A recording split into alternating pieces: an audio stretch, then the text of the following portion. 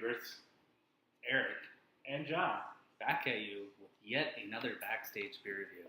And today, I think actually this might be, regretfully speaking, no, I don't remember if I reviewed Bolt Cutter, but this is, I guess we'll just call it another Backstage beer review.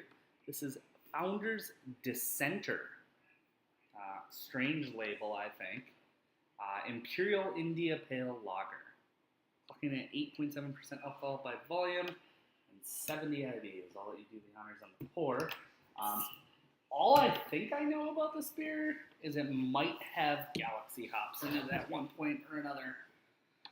But I really don't know a heck of a lot about it. I know it was just released. We're serving it a little colder than probably optimal, but yeah.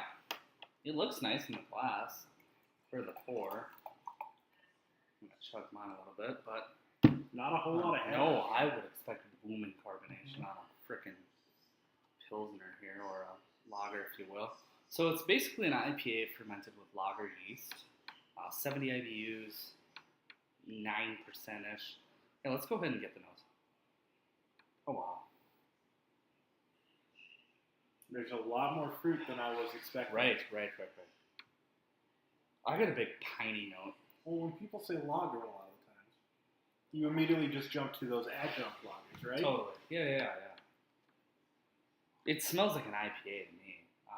Just a lot more crisp and clean in the nose. Like, it doesn't finish with that bite or that breadiness that an ale would. I get a lot of West Coast pininess. Mm-hmm.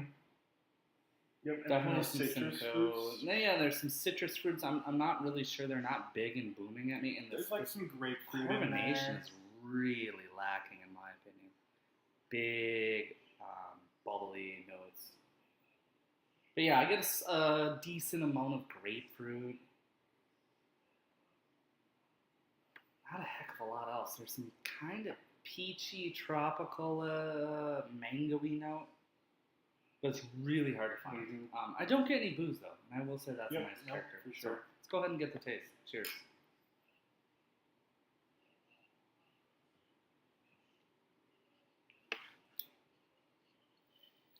70 IBUs feels like 90. It comes off as a lot more bitter, for sure, than you would think.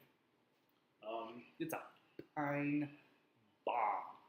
Honestly, this tastes like a mild IPA to me. It's got a lagery finish a little bit. Do you get like a juniper minty note in the bitterness? Very strange.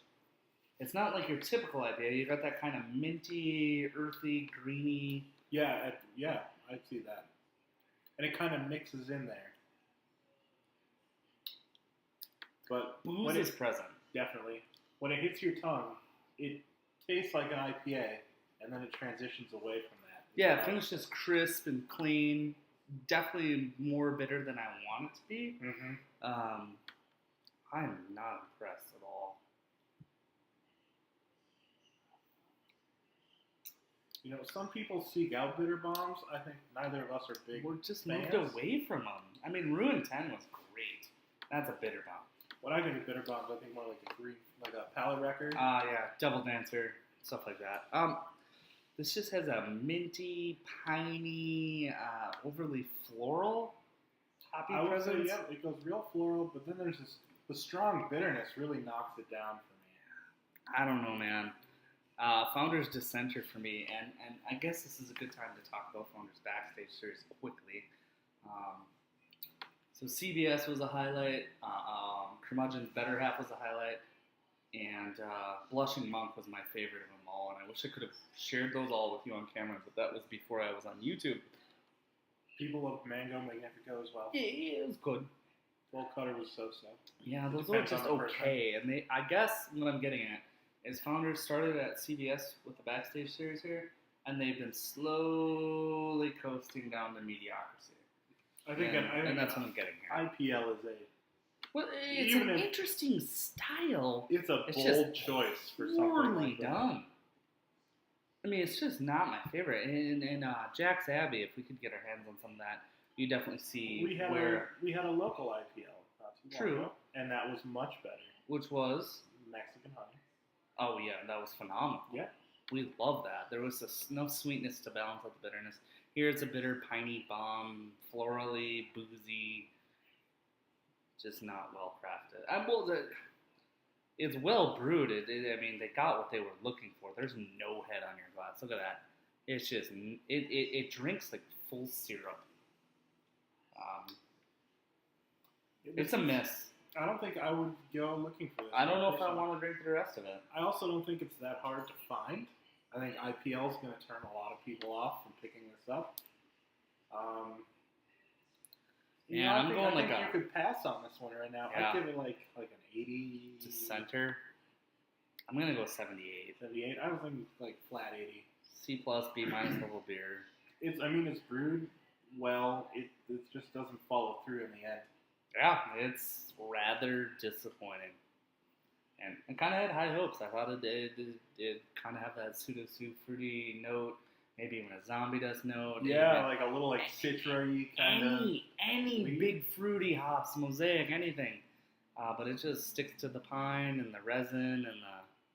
If the pine resin is your thing, though. Yeah, you might like it. You want this. I think people... This will be a polarizing review, just like Lagunitas nighttime was. Some people love nighttime, some people hated nighttime.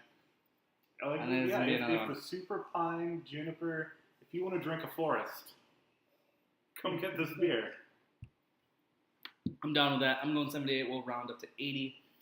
B minus level beer, guys. Definitely thank you for checking out this beer review with me and John. And we'll definitely see you shortly in another one because this is B level beer.